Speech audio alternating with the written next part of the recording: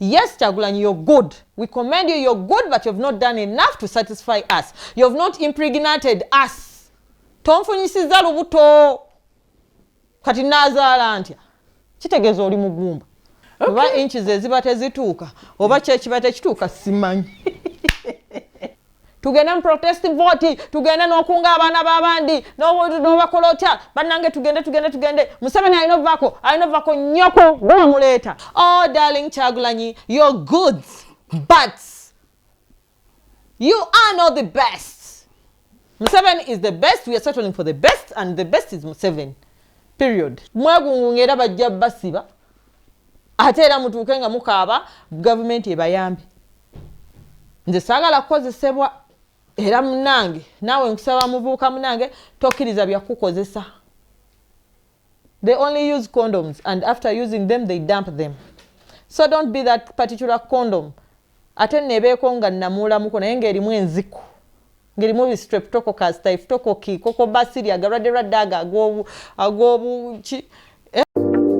Gipol Curtain Road Fixers bakakensa mu kusiba curtain mu mayumba aganyumira amaaso okulabako, banyiriza ennyumba ne baleka nga naawe osiimye. Basiba curtain roads mayumba okuviira ddala ku nnyumba ez'emizigo mpaka ku ziri ez'abaakolamu. Basiba ebika bya curtain roads nga eza metallic, coated, plastic, wooden n'ebika ebirala byonna. Okupima kwa bwereere awamu n'ekyo ne samples ziba za bwereere. Gipol Curtain Road Fixers basooka kukola olwo n'olyoka osasula, ate nga wonna w'oli bakutuukako ne bakukolerako awo nga totaddeemu yadde n'ennusu okubanoonya. Okumanya ebisingawo, Gipol Curtain Road Fixers 0755 16 66 50.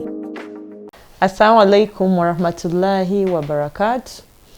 Bannayuganda mwenna tubaagaliza emirembe gibeere ku mmwe ne Allah asse okusaasira kwe eri bannayuganda mwenna, tuleme kukozesebwa nga kondom, wabula tukozesebwe nga tufunamu ekyo kye tuzza mu nsawo zaffe ne tutwalira famire zaffe. So twewale, omuzungu kyagamba avoid to be used by self-seekers. Twewale okukozesebwa bannakigwanyizi abalina ebigendererwa ebyabwe, okay, ebitali ebya bonna, wabula ebyabwe ebyokwekkusa. Leero nazze nga ndi baby mama, the sexy lady herself with settling the best.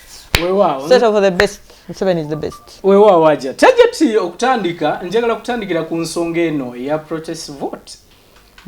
Bananupu ba introducinze ekigambo kyabwe era ne bagamba nti akalulu kano bagenda katambuliza ku nsonga eyo ya protest vote, then n'ensonga ey'eggaali zempulira byempulira bye boogera ebyo bookwe bagenda okubanga batambuliza akalulu kaabwe. Naye nakulabye naawe ng'ovuddeyo ng'ogamba nti temukkiriza protest vote. Kiki ekiri emabega wa kino? Lwaki okigaana? Eggaali kyeki? Eggaali balina gaali zaabwe zigenda ku makalulu. Eggaali kyeki? Eggaali obanga ataddewo, obanga otaddewo enkola eyo nti kati gwe otaddewo security yo erina okufolowinga, erina okukola ki, erina okulaga ekkubo, erina okukolera everything, oba mu bikolobero, oba mu bulungi, oba mu bubi. N'ekisinzira eri centralized by what? Eri formal, informal, ani agifuga, or self-created? And what are the aims? Bali mu nteekateeka zaabwe. Enteekateeka tewali ataziganye nga naffe wano era tweteekerateekera nga Office of the National Chairman okukuuma akalulu ka President. Tweteekerateekera naye ate ffe mu nkola eyaffe temulimu bwegugungo, temulimu magaali, temulimu biki, kubanga we believe nti President waffe nga ffe abazzukulu. By the way, onyanjudde mu kitulubala lya senior presidential advisor political affairs terayo opposition gyagala nnyo kubanga empalimiti mu byenjogera naye kati woŋŋamba nti coordinator w'abazzukulu ate kati mu bazzukulu mba n'eddembe okwogera nga seerya ntama kubanga ba critics bajja bavaayo batandika okukola ki bagambe njagala kutwalira mu biti byombi era njagala kale mu biti byonna naye nga nsinga kwogera kale ebiti byombi kati yes eyo gaali zammwe zibayita eggaali then tutunuulira ekya protest vote protest vote mu Luganda okwegugunga okugugu no nange toli Muganda oli Muzaire oli muna okobaki okwegugunga okutali mu mateeka okulemesa abantu okulonda simayo bakyogera mu Luganda olutuufu kati wetubanga ssemateeka omwe atuyimirizaawo mu bwebange bwaffe ng'abantu mu ddembe lyaffe ng'atugamba kulonda omukulembeze gwe twesiimidde gwe wojja nti protest vote they boycott oba togyeko bannayuganda ddembe lyabwe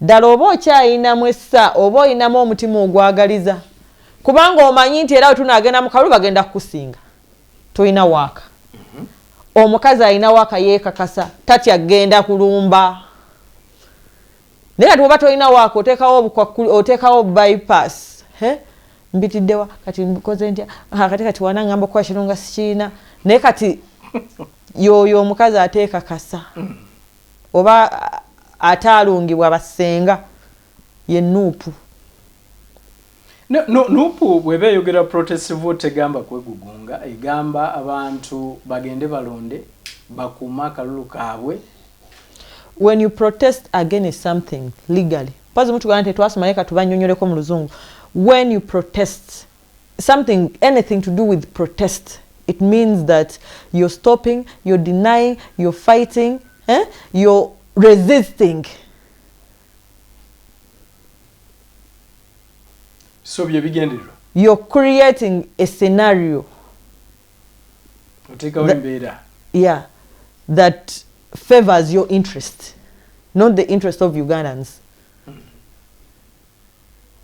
so for me I don't get it if someone says we are protesting you're protesting against they don't protest on or to or with meaning you're not in support of that particular thing and how is that good for the Ugandans it's like violating our rights so ojako sonyiwa njako kwogera mu katono oluzungu wa Uganda olumu lukaluba tetwasoma naye tubasinga okwogera oluzungu ate n'okulu so ogenda okutuuka ekintu kyonna kati nga wosanga mukazi wo ewaka nga yeegugunze okwegugunga kwe protestinga owakanyiza kana akalu tekalina kubaawo okawakanyiza okubaayo kiba kikola kiba nze nja kiyita kikola kya buliisa maanyi obanga agenze no raping omukazi lwampaka nga tayagala ate n'otakoma mu rapinga n'omufunisa n'olubuto ate n'odduka kanyagamba buli ogusajja gwa rapinga naye nga tolina na access nga tokyagulaba nga tozadde omwana w'ekibi so yensonga lwaki mwafuddeyo nga ofiisi ya national chairman ekyo ekintu kyakabatu yes bagezezaako kiteeka mu supu okukipromoting okisudiyo kikola ki tewali muntu alina legal right or legal mandate ku stopping abannayuganda kulonda mu president waabwe gwe baagadde gwoba owulira oli musajja ekimala nga you have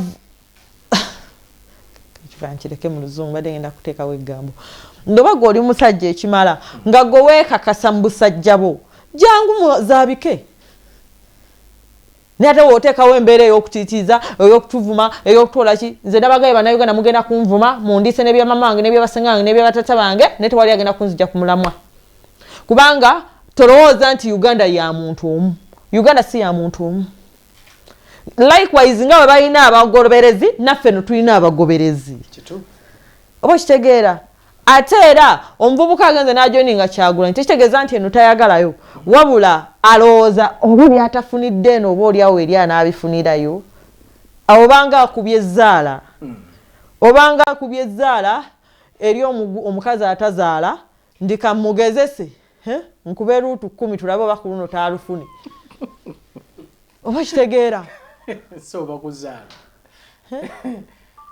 kati wenze bwenkikompearinga ajati abamu babalabanga abatidde nnyo kati kambala okubuuza naye bannaye kambabuulire lwaki mwogera bino kambabuulire tetulina ddembe lyaffe mu ssemateeka kuvaayo kwogera ku kintu kyonna kwegamba mwatuziba emimwa tulina kati weba tulina nga woolina eddembe lyokugamba nti protest vote nange nina eddembe okugamba nti say no to protest vote kubanga nze sikirabamu logic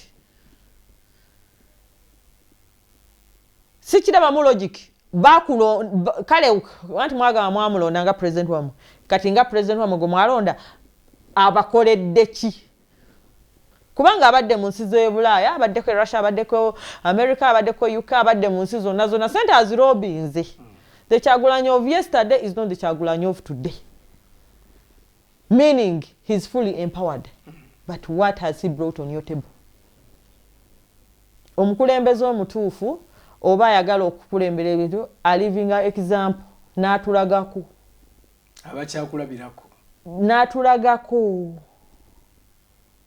kati nange omunaku waabwe Namyalo olaba ngenda mu field n'engaba ebintu n'engaba ebyalaani abantu ne bava mu bwavu naye ate olwo gwe ayagala oba president mbwa Museveni amala kuvaako oyo kati ate oyo omuntu aba wabulabe nnyo wakwata ku ntebe omanya agenda kusooka kugaggawaza famire ye na kujjamu eziri mu ggwanika zonna azekkuse olwalooka abajjukire ate if you are a good leader lwaki olwanagana ne ba MP aba Nuupu lwaki olwanagana n'olagana nesimanya nani ono w'emityana n'olagana biki bajje bakufukamira gwe Katonda.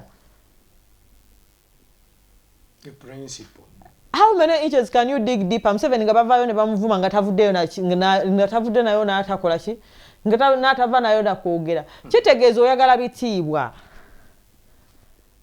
ebitiibwa biva eri Katonda tebabikaka bantu kiringa omusajja wakakaka akukaka okola ki okumuwa ebitiibwa olw'empaka.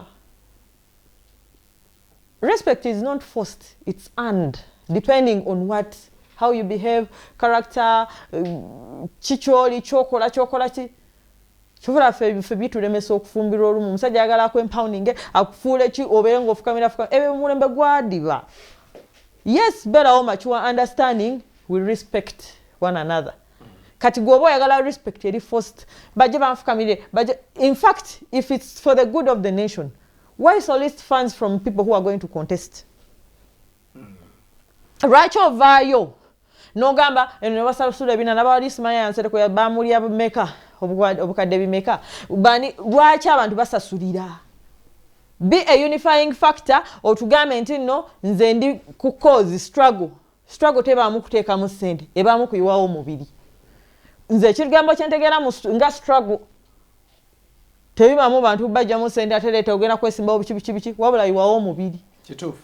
Ajati njala kujjayokko katono eyo tudde ku nsonga y'abavubuka kubanga abamu balowooza nti Nuupu era yerina abavubuka kinkola bulungi nti kati ate abali mu NRM kati ate abali mu NRM tubayite kinamwe omutulekeeko wenjagala okumanya nti kiri kitya era mwe mbiraba mutya muweeyinga anti kankubuulire abamu balowooza nti Nuupu yerina abavubuka sebo tewali atalina abavubuka ate tewali gwe bagamba nti alina abavubuka bangi bonna bayina abantu kye batamanyi ku muvubuka omuvubuka agenda where his interests lie, where he feels like alaba hope, even if hope eri short lived omuvubuka tajja kufaayo ajja genda mu short live eyo afuneyo ka hope kasubirayo amala aveeyo.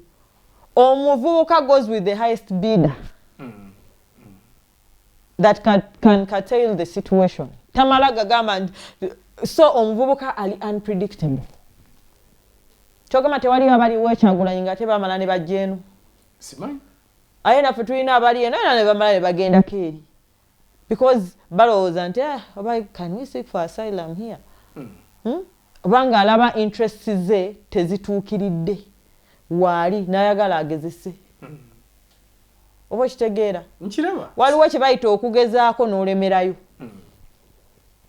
Nga mu abasajja bambajja ne bakumbu baagala kukuba kkene naye n'okuba kkene n'olemerayo. Omuntu n'afuuka omukyala ogenda nga oli yamuwasa ali mu maka.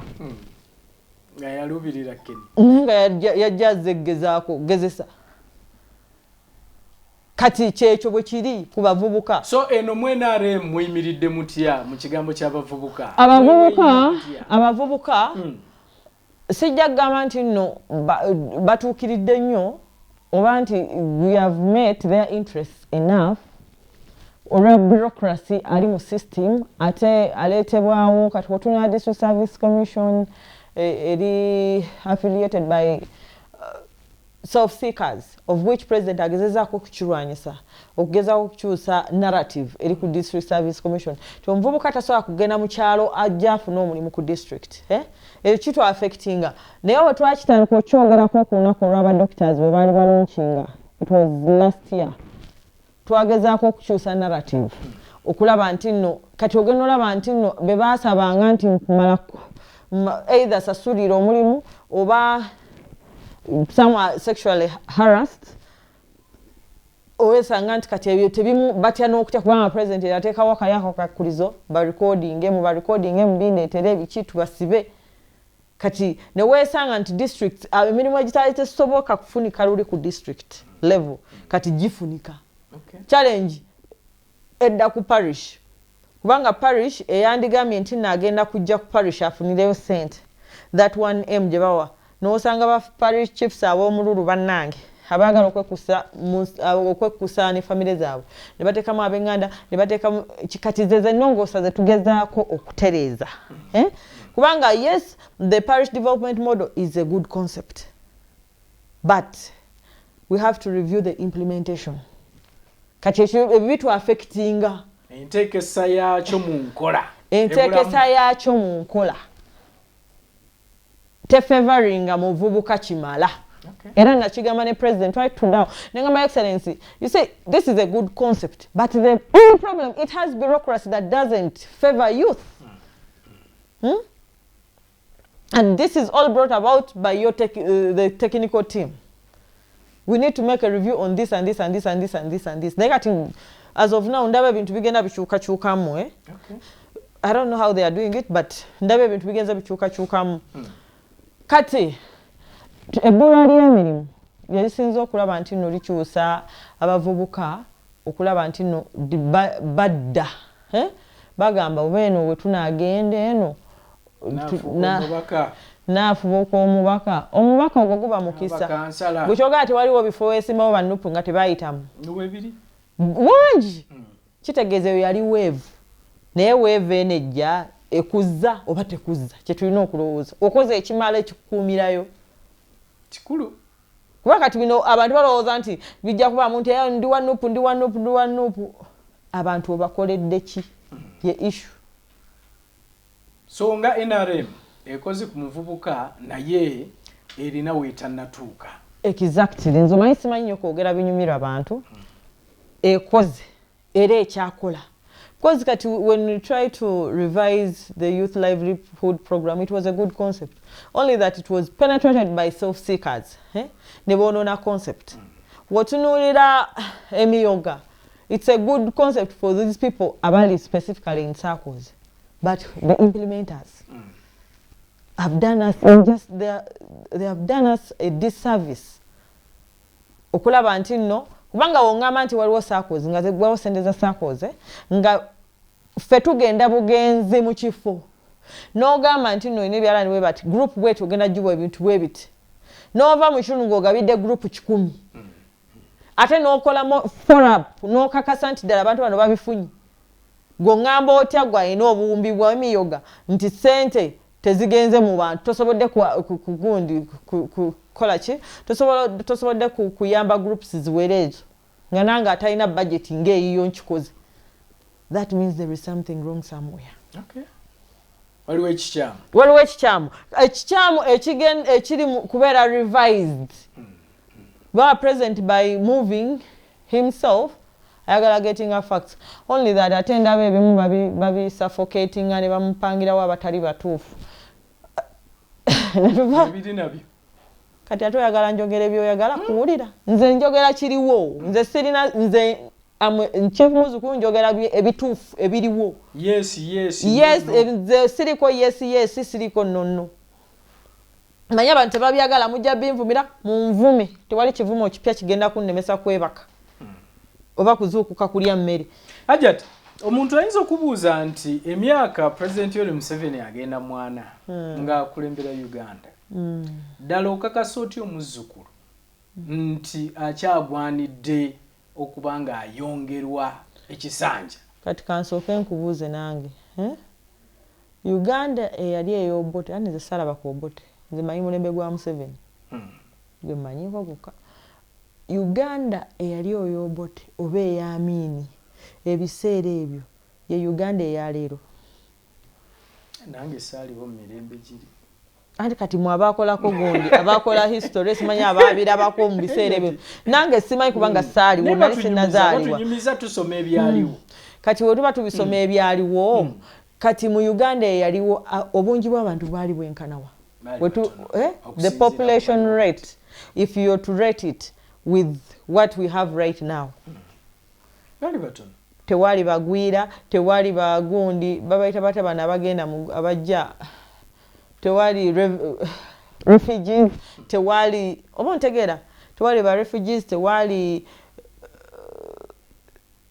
abantu baali batono nga bali affordable President Museveni n'agenda najja naawe beetu abantu tuzaale twali bannange ne tudda mu kuzaala naawe abantu banywe emyenge batamiire naawe eddembe bakole abantu mu Uganda mwe bakolera ebiri stupid naye waliwo ensi endala z'otakolera mu stupid woono lwaki oyogera bw'otyo ku kibuuzo kye nkubuuzizza nti President Museveni emyaka 4 anti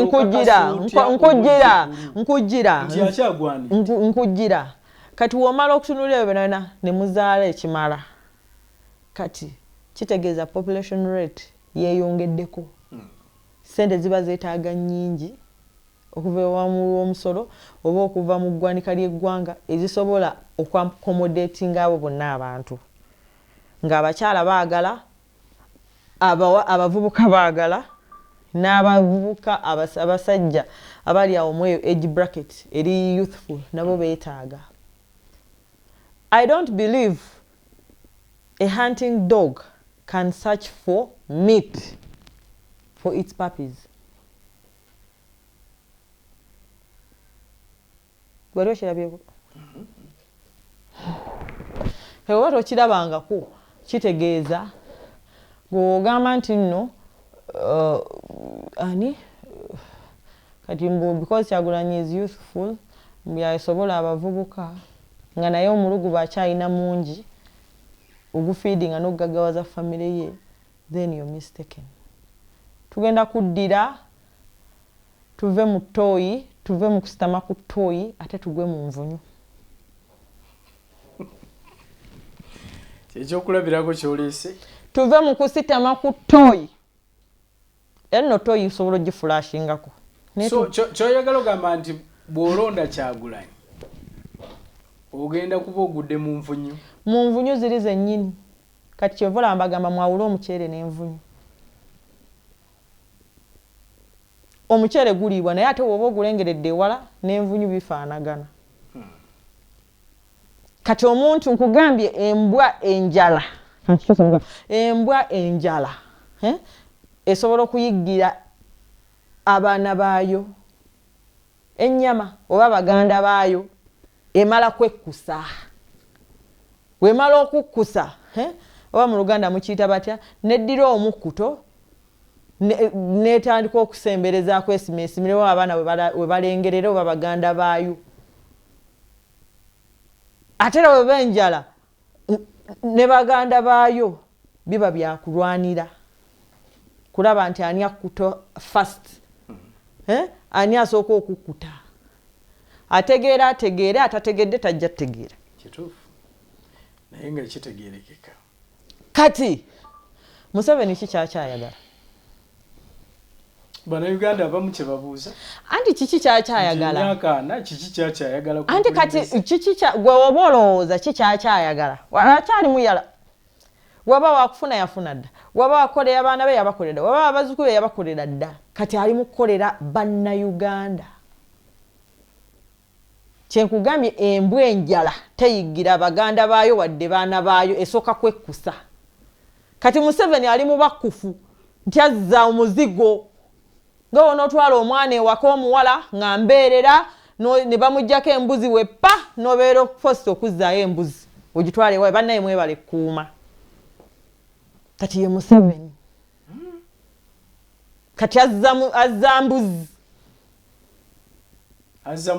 azza muzigo kubanga byonna byayagala ofuna mu bulamu bwe yabifuna naye kati embwa enjala ogigambe nti nno genda onjiggira ennyama wali eri egenda kusooka kugiteeta agenda kusooka kugikusa agenda nokuleetera amagumba amakalu so Museveni nga ye omuntu apart from bureaucracy eri mu system ne bana bamwetoolodde abatamuganya ku accessinga abantu ne baleetawo ne bamu holding I'll call it holding him at ransom nesifaayo bamunkwata munsipa bamukola kimwe mumanyi namwe tebagenda baziika mu state house apart from abo but senga ebintu ebiteekeddwawo bikolebwa mu nkola ne baleeta waliwo abaana abavubuka balina good ideas ngate ideas ezo was borrowing zisobola okukyusa narrative naye they are denied access eyo nja giyita challenge gye tulina mu system tebaagala bagezi baagala baddoffe ekyo nkizzaayo ku system tebaagala bagezi leeta akapya ho bajjako kuba bakube n'ebbanga kati va kufe bannamyalo abaaguba nze naguba wabimanyiira newonkuba newonvuma newokola batya nja kulya nnyo enkeere kumacyandeekaane tuyitewo tugwe bake tukole bye tukola nzireyo ewaka nga chifu muzukulu ng'ogyeko ekyogamba nti President Yoweri Museveni mukufu ye kati azza muzigo era bannayuganda baali mwesize kiki ekirala kyolaba President Yoweri now kati ekyo njogedde ku kimu security wise to be honest President Museveni you can't compete with him when it comes to security and he's so conscious when it comes to peace and stability of the country kubanga manyi kye kyamuleeta mu buyinza naye kati gino emigwero yagiyita migwero Uganda lukusikulu emigwero gyo tegifaayo oba waliyo instability mu ggwanga as long as yayisizaawo akagenda omufunisa ssente okuva mu bazungu n'otwala balawandi obakumisiza ebipiira obaleetaawo obagambe twegugunge gw'odduseewo gwe no webakutwala bagenda kusiteeka eri mu komere ey'aba corporate ey'ababedde omwana w'abandi agenda kusigala ng'aliwa kati awo ekizibu ky'omuvubuka we don't reason using our heads we use our buttocks buli wakozesa akabina okulowooza kafulumya gas either awunya oba omulungi naye buli woconcentrate nga n'okozesa obwongo bwo tokozesebwa totomera you learn how to balance life by settling with what is best ate President Yoweri Museveni tumubanja tobanja gy'otaawula kati Kyagulanyi omubanja awo wamuwola ki President Museveni tumubanja ki wamuwola ki mwamuwola obuyinza bw'aba tufugidde ebbanga eryo lyonna lyonna so alina okutuddiza omuzigo naffe ne tufunamu alina otulabuulira emirimu tugifunye tutya alina otugamba enguudo ziteredde zitya alina otugamba ebyamalwaliro lwaki tewali ddagala ekisinga okunnuma baleeta amadagala mayitirivu tosobola kuŋŋamba nti mu ddwaliro nti temuli mu ddagala ate n'ogenda eri ku drug biki babiyita bata National Drug Authority nti bayokyezza eddagala li expirinze banaye mutegeera bantu mu obwongo bwamwe buli mu buugi buli mu busera oba tubayambeko oba tubuteekemu asidi oba ntegeera kye nkugamba n'ogamba nti mu malwaliro temuli ddagala ate omaze okugamba nti temuli ddagala ate tuwulira sima National Drug Authority sima biki bali mu kwokya ddagala eriri expired lyali liddawo ogenda mu malwaliro agatabaddemu madagala nze kati ekyo nkiyita malya ga nsimbi kitegeeza bakozesa obukwenyukwenyu okukola ki okujja ssente either eri gavumenti oba mu bannayuganda okulaba nti nno bayisaawo ebyabwe kati awo oba ovudde ku ddembe ly'omuntu ng'ozze ku kye bayita sekinnoomu okwekkusa kuba kwekkusa Hajati bwe tuba tunuulira gwe nga okuva lwajja mu ofiisi waliwo bannayuganda kye balaba impact ekoleddwa ng'ogenda maaso n'okubanga odduukirira abantu simanyi oba nkuyite kudduukirira naye ng'sidduukirira wabula nkola kye nnina kukola kubanga oli waba yankwasa ofiisi ye sigenda kutuula wano ndere engalo wabula ntunuulirawo wali challenges in my small capacity if I'm in position okukimalawo nenkimalawo si bwe kimu kyetaagisa genda wa president nzikiriza mali kubanga yensonga lwaki mbadde nti lwaki omuntu asobola okugamba nti Hajati alina kyakoze naye nga tulaba ministries ne projects ez'enjawulo eziteekeddwamu ssente okusobola okulaba nga zitumbula abantu okuva mu bwavu nga tewali kirabibwa ne president yennyini bw'agenda ku ground n'agamba nti ddala waliwo ekibulamu lwaki kiri bwe kiti anti agasinga gabbi bubbi gajja na kaveera gaagala gatikka eroole kyenyinza okugamba kubanga okukolera omuntu kyekiri kyenkuzizaayo kugw'oyagala okuwa obwa president okola tonnafuuka ekyo oba okitegeera nze wano siinaawo budget but abantu balowooza obuwumbi bwa Museveni wano nze mbutereka naye nange nkozesa amagezi gange amazaale n'endoobinga okulaba nti nno mmalawo obutonotono bwe nsobola kuba waliwo omwana tajja kwetaaga kakadde nga yagala justice giri wali eri ya 6,700 kugenda kusiika chapati kati tojja kumulinza ate biri woba okirina ng'okisootinga waliwo omuntu ayagala ka 100 ka 6,000 oba 5 100 ogiwa omwana nemu empowering nemukyusiza obulamu nalemu okwebakibwako mugundi mu maloogi wa layisi kufunirayo nziku na birwadde birala kana kagundi obuntu butono nnyo obwo bukyusa embeera n'okwata toolbox kati fe tukwata toolbox emu n'ogenda n'ogiwa garage emu erimu abantu 40 golowooza oba okyusizza bulamu bw'abantu bameka kubanga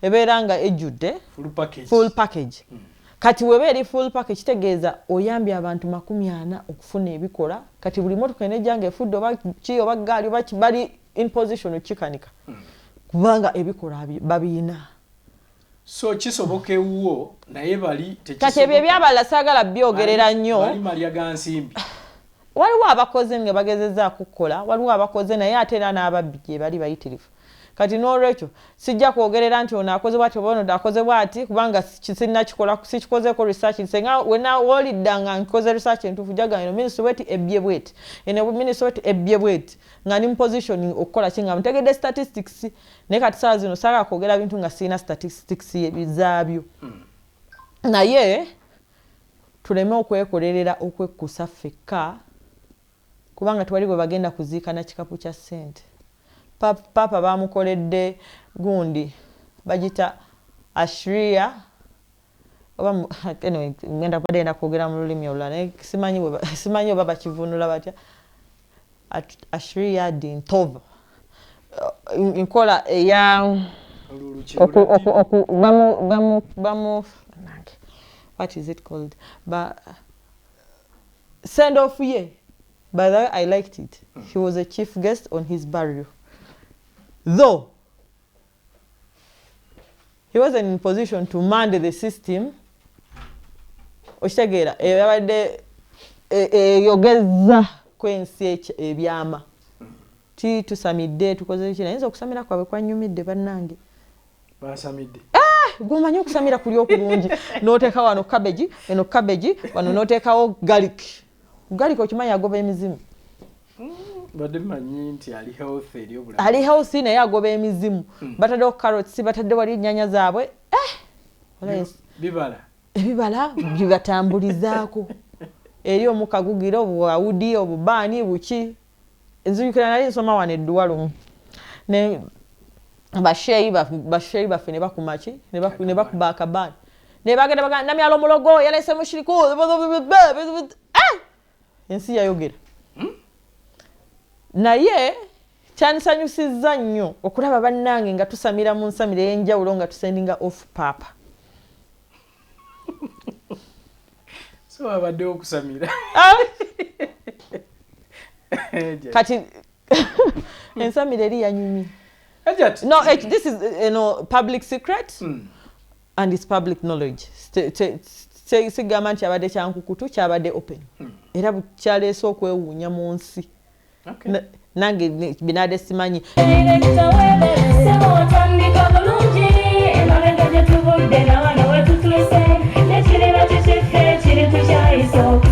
Bw'anoonya essomero erinaateekateeka omwana wo mu magezi n'okutya Mukama, Agape Christian Secondary School ekyungu Mukono gy'oba omutwala. Ssomero lya one A-level eri abawala n'abalenzi era nga lisomesa arts ne sciences. Lyawandiisibwa Ministry y'ebyenjigiriza era nga lirina ne UNEB Center number. Science ne computer laboratory zijjudde ebikozesebwa era nga balina ebyemikono saako eby'obulimi n'obulunzi. Endabirira y'abaana nnungi n'ebyokwerinda biri gguluggulu. Anti-security cameras weeziri ku ssomero. Bafa ku bitone by'abaana okuyita mu kuyimba n'ebyemizannyo. Balina bursaries okuva mu America ne mu Bwakabaka bwa Buganda. Agape Christian Secondary School basanga ekyungu Mukono okyamira ku Bank of Africa kilomita 1.5 ng'otuuse. Bakubire ku noti 771 214 592 oba noti 754 552 498. Agape Christian Secondary School, trust in divine providence. Agape Christian School, that school.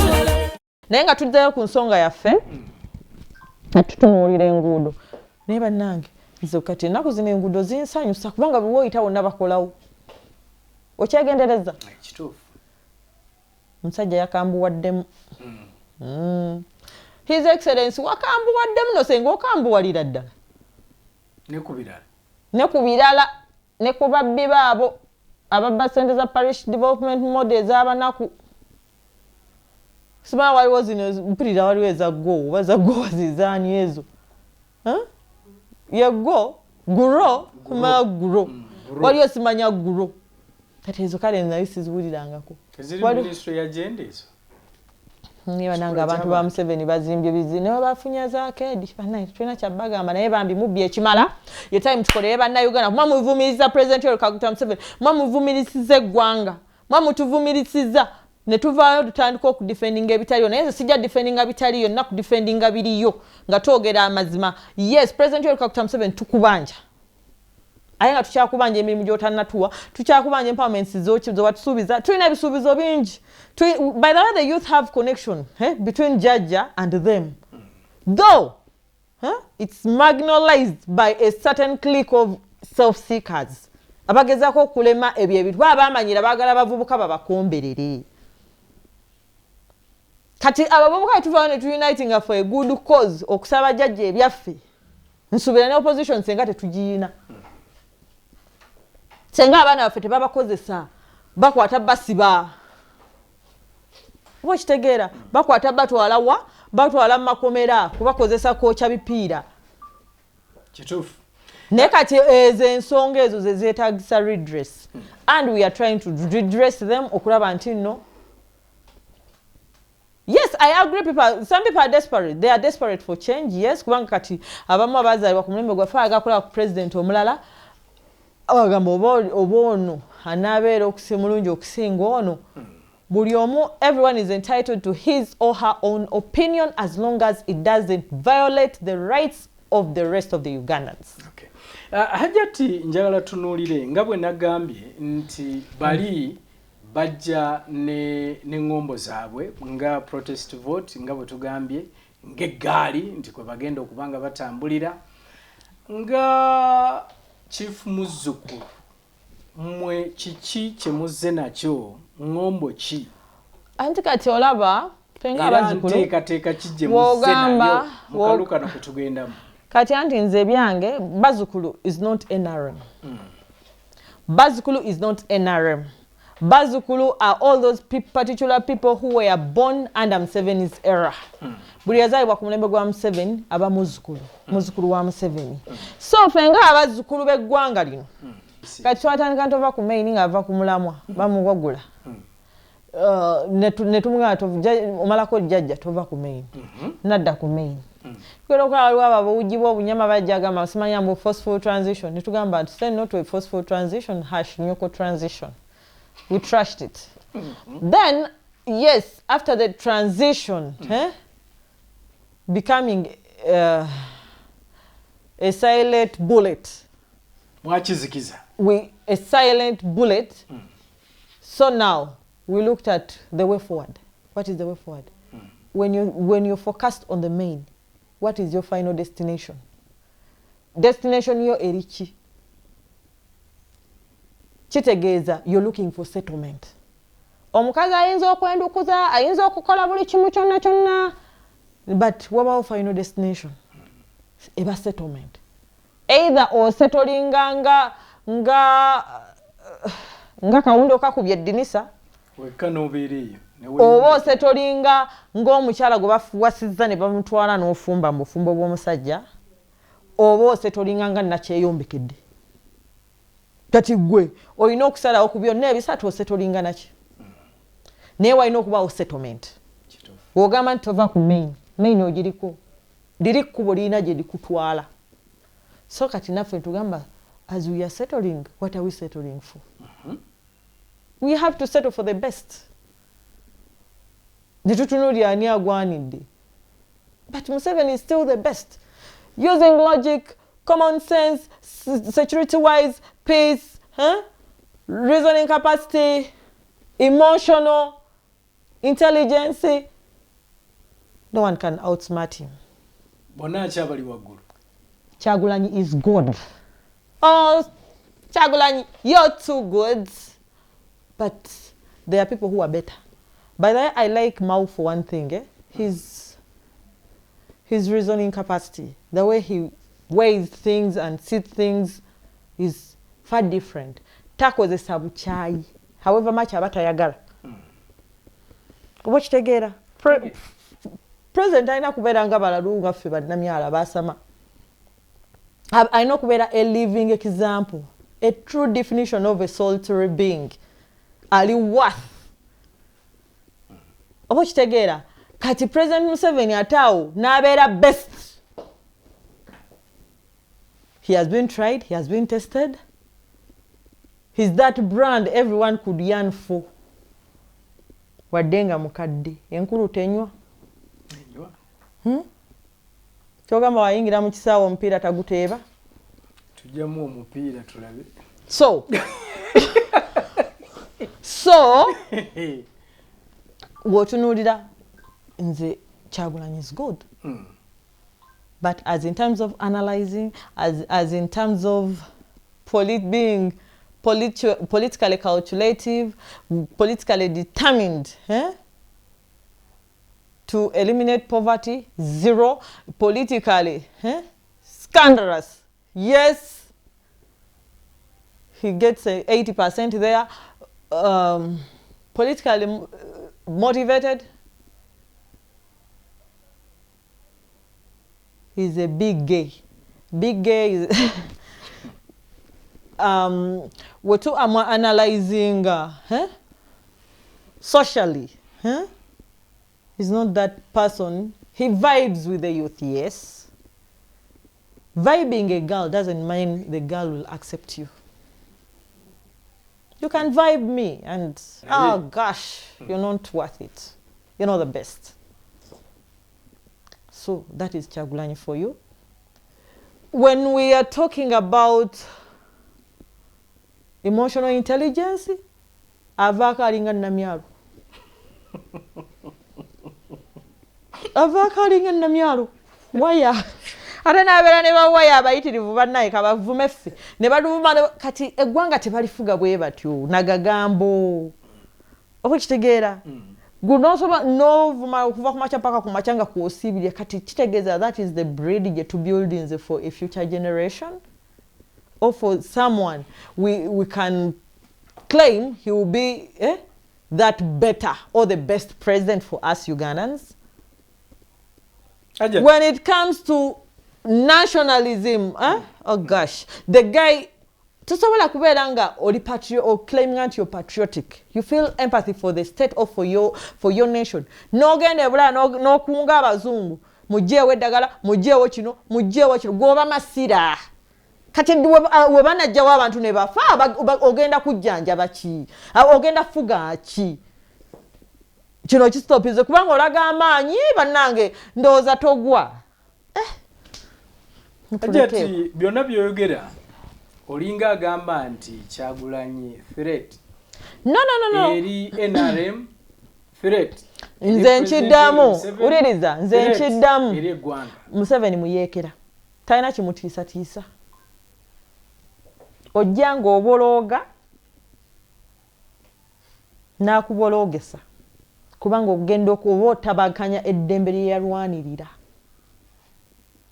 So mwenna abajja nga mugamba nti mugenda kuleeta obuliisamaanyi mutukwate lwampaka banange mutuyambe kuba muyina enziku temuturepinga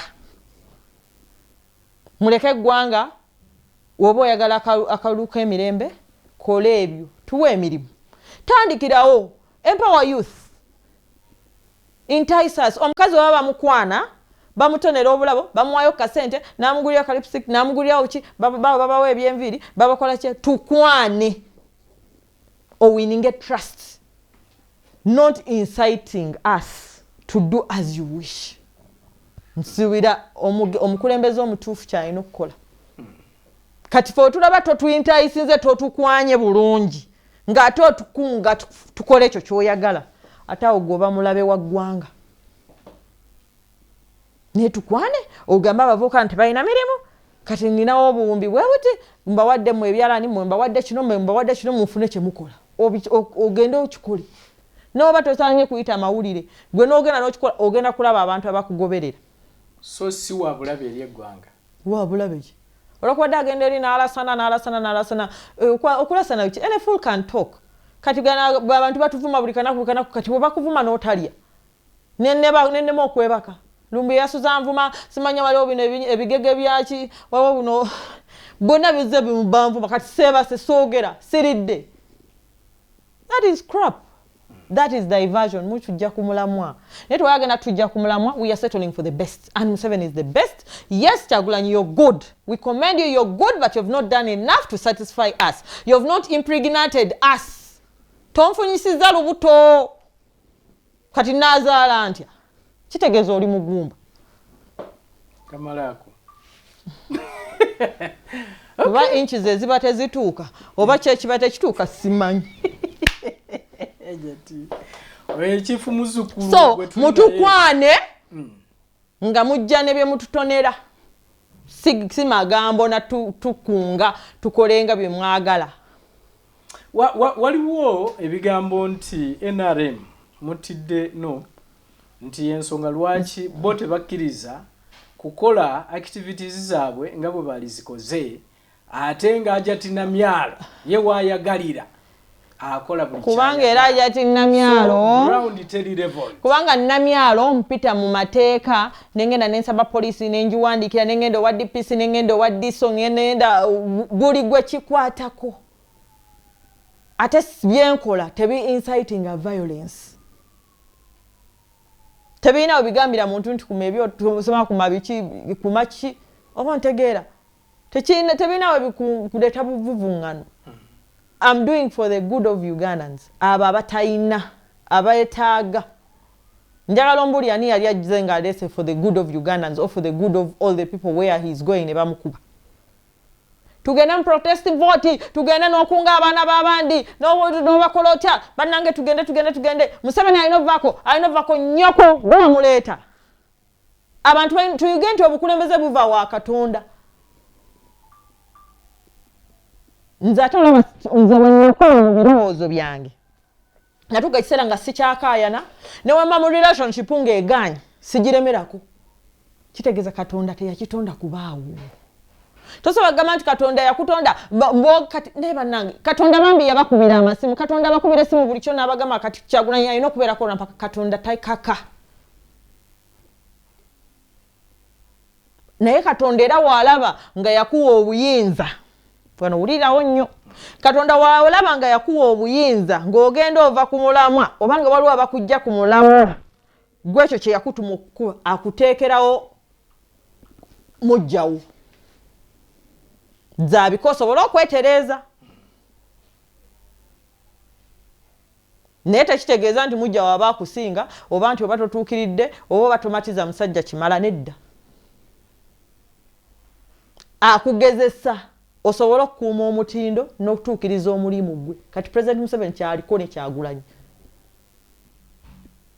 ate naawe Kyagulanyi n'akuteekawaawo n'akugezesa alabe nti gwe osobola oba tosobola naye nalaba nga abaana b'abandi obasibisizza nalaba nga bamisayi mingi fe abamu tetulaba ku musayi tetuyiwa musayi nze n'ogwanga engwenyinyala naye namuleeta omusayi everywhere wano abaana b'abandi babakoze ate nga gavumenti yebikoze ate mwe mu insight nze bibeerewo what is that kati Katonda naawe n'akugezesa nojja n'owalapuka abaganda mutemugeza ne mukola bati omuganda avaayo n'alonda musiru kitegeeza weewadde emirimu gya Katonda ate oba oyise woosula kati Katonda n'akuteekako dimaseye ofuge kati bonna bali mu bigezo nze kye nandyogedde Hajati nga tumaliriza njagala okwogerako ku kigambo ky'okubba akalulu n'okukuuma akalulu okutwaliza wamu kubanga kyekimu ku ebyo bye tuwulidde nga President Yoweri Museveni ayogerako yavaayo n'agamba nti akalulu kikabbibwa ate era n'abali eri sayidi ewa Kyagulanyi bo balowooza nti bawangula obukulembeze akalulu naye kambabuulye naye bannange muleke kweperegesinga kamalireyo ddala Hajati so anti oŋŋamba ebinyiiza kikye mukoze nga gwe ali wano chifu muzzukolo naddala ku kigambo ky'okuuma akalulu kano ke tugendamu tactics sijja gyogera kuba mujja jibba bani nze nani mujja jibba ate bino byotwala olowooza bigenda wulikika wano okabijja wulikika eggwanga lyonna oba obukodyo kibanga okwesigaliza obukodyo senga bwakutendese obukutwala mu bufumbo n'ogamba kati eno ye tekiniki enkolera pass empisaawo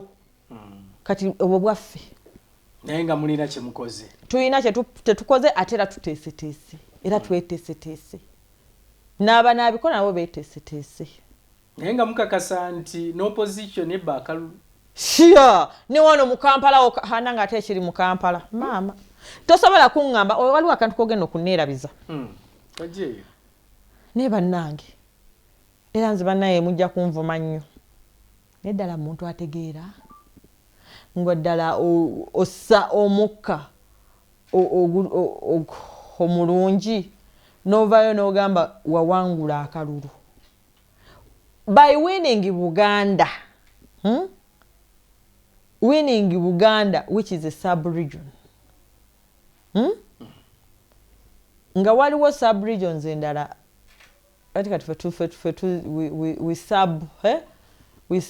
they submerge them and as well subdivide them to whatever we want okulaba nti no meeting our interests but weba tulina sub-zones 18 nga Buganda is centralized by 3 sub-zones or 4 maybe including the metropolitan dala ogenda ku in fact there are 5 wa ogamba mpiji utekako Masaka notekako Mubende Mukono wakeso baji centralizing ne Kampala at times kati no ngamba nti owangudde ebifo ebyo naye nga tulina Karamoja tumasima tulina Teso tulina biki byonna tulina Owangudde tulina Busoga tulina Obugisu tulina ddala oba owangudde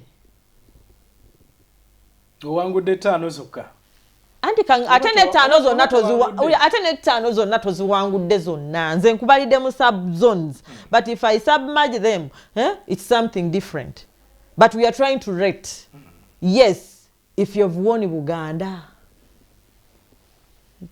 kitegeeza nti gwe owangudde akalulu ng'eri Museveni awangudde Mbara nawangula Bushenyi nawangula waliyo Fort Poto simanya greater what that is Renzori yeah that is Renzori nawangula Busoga nawangula Lamo nawangula biki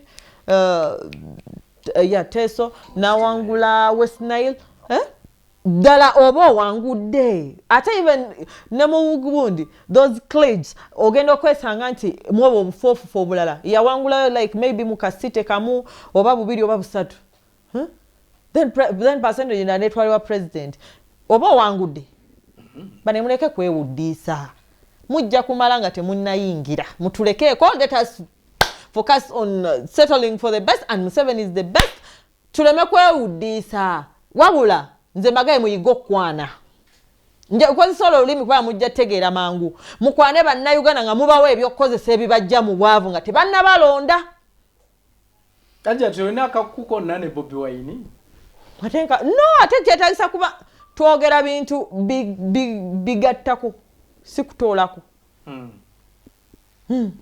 woba oyogera ebigattako oba okola ki oba ozimba eggwanga oba ozimba eggwanga bwe wayogala ebitagattako oleeta katabanguko yes waliwo abakukkirizamu ddembe lyo tewali akuwakanyiza bakukkirizamu kubanga era obwongo bwabwe bwebwo mwenna bwe mutyo naffe abakkiririza eri naffe obwongo bwaffe bwebwo kati for us yes Kyagulanyi you're good oh darling Kyagulanyi you're good but you are not the best. Museveni is the best. We are settling for the best, and the best is Museveni.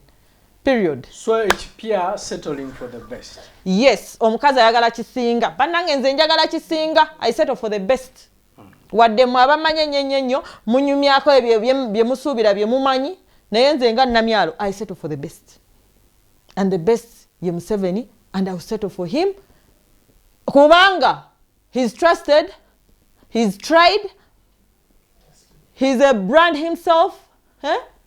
Agenda kutu alina byalazeeko enguudo agezezaako zikola bino abikozeeko abantu bangi n'emmotoka nnyingi n'okusuubula musuubula nnyo enguudo zisiba zifa buli kaseera baba tebannazimaliza nga muyisaako trailer kati ate nga mugamba nti tazikoze ate baba bazistopinga bagamba bablockinze ki enguudo kati really kiki kye tuba twagala afubye ebyamalwaliro atuzimbira amalwaliro simanya akoze just twandisabye improvement in the implementation of those particular programs or the works that have been done. Wogamba ku improvement on implementation kitegeeza olina okutunuulira baani abameesinga ki abakiremesa okutuukirira nga wakibala naye kati ggwe oli eri oli mu honeymoon oli mu London oswingolinga biki toya okikyogaseeko kubanga you're not incapacitated. You're in capacity of doing it. I know so. And you have to do it. Instead of kutekamu omuliro kusunda basi kati awe tujja okuvera tugambe gwe gundi. Fe abakyalina obwetaavu. Totulemesa gwe watuukirira ddala. Oyina molo, oyina biki byonna. So the best y'omwoyo.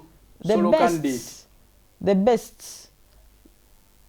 Wadde bagamba okwana Abdulmasi yatugamba okwana si kukyawa kuba kumixinga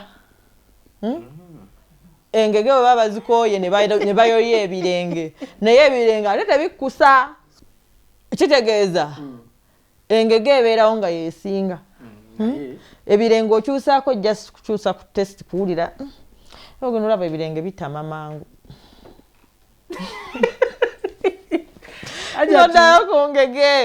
So, to all our dear Ugandans, nsooka okubeebaza mwenna bambi abanvuma mwebale nnyo kuntunda.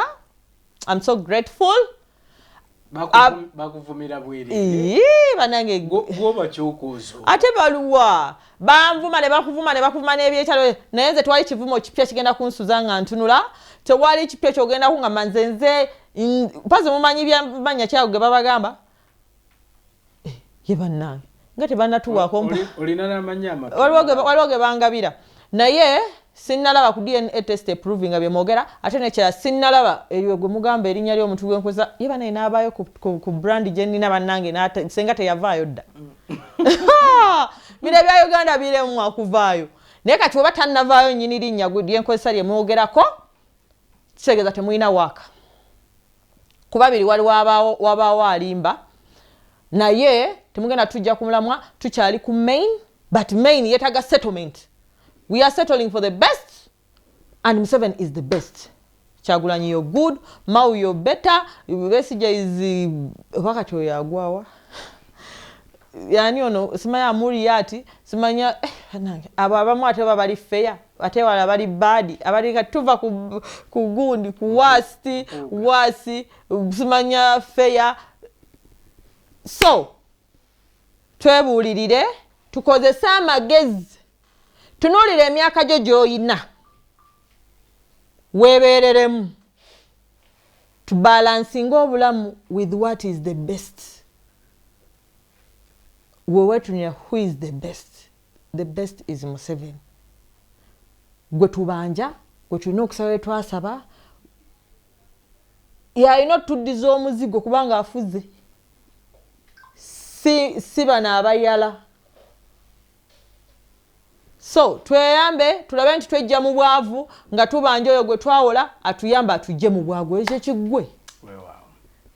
Naye ati tunedda mu kwekwasa simala tugenda kwegugunga mwegungunga era bajja basiba ate era mutuuke nga mukaaba gavumenti ebayambe. Nze saagala kukozesebwa era munange naawe nkusaba muvubuka munange tokkiriza byakukozesa. They only use condoms and after using them they dump them. So don't be that particular condom.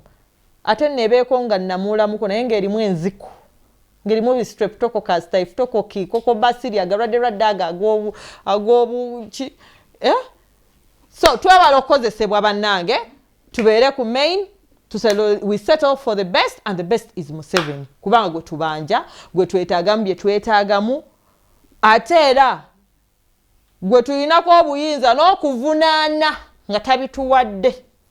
Kale mwebale nnyo mwebale ddala. Assalamu alaikum warahmatullahi wabarakatuh. For God and my country 2026 Museveni on the ballot. We are settling for the best and Museveni is the best. Yes. Kale tuyanze gatrapo Say no to a forceful protest, vote protest. Say no to a protest vote. Muve muleke bachogera batya mu Luganda gwe muganda webusoga muveeyo muwakanye okakibwa okujjako eddembe eryokulonda okabasanywa okabasanyizibwa mu nkola ey'okulemesa eddembe lyaffe eryokulonda omukulembeze gwe twagala. Tulina okiwakanya nnyo. Museveni paka last. Museveni is the best. Paul Curtain Road Fixers. Bakati baffe bano bakafulu mu kigambo ky'okuteekayo curtains. Ate era n'okutunda curtains. Curtains bw'oba ozeetaaga, bw'oba olina ennyumbayo, ennyumba ekika kyonna. Bakati baffe ba Paul Curtain Road Fixers bongera okutegeeza nti batuukirire be bokka abagenda okukolera omulimu osiime bagezeseddwa. Ekintu bakiruddemu bakitegeera baagala okugamba nti weewale abo bagenda okuwa curtains ez'ebicupuli, weewale abagenda okuwa curtain roads nga mwattu tezituukana na mulembe. So njagala okujjukiza nti bakadde baffe bano be bokka at least mu Uganda saawa eno b'olina okubanga otuukirira, be bokka abagenda okubanga bakuwa curtain roads ez'omulembe ne curtains ez'ebika byonna ze weetaaga. bakale baffe bano bagamba nti bazirina. Oyinza obakubira akasimu kaabwe nooti 755 emu 66665.